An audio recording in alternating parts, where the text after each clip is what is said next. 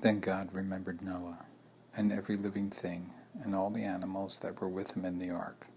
And God made a wind to pass over the earth, and the waters subsided.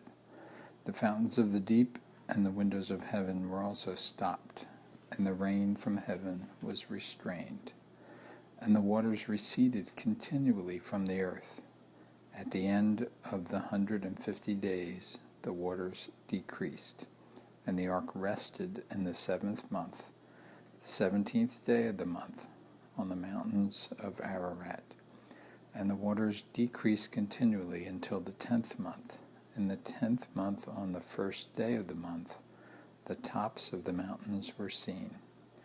So it came to pass, at the end of 40 days, that Noah opened the window of the ark which he had made. And he sent out a raven, which kept going to and fro, until the waters had dried up from the earth.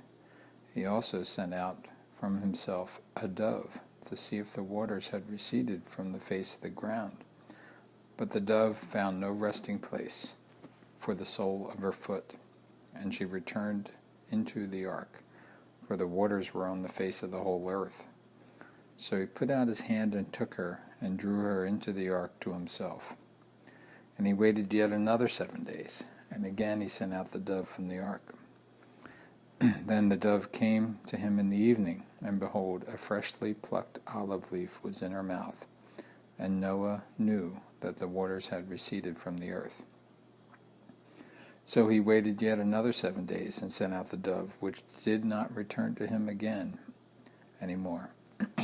And it came to pass in the 601st year, on the 1st month, the 1st day of the month, that the waters were dried up from the earth. And Noah removed the covering of the ark, and looked, and indeed the surface of the ground was dry. And in the 2nd month, on the 27th day of the month, the earth was dried. Then God spoke to Noah, saying, Go out of the ark, you and your wife, and your sons wives with you.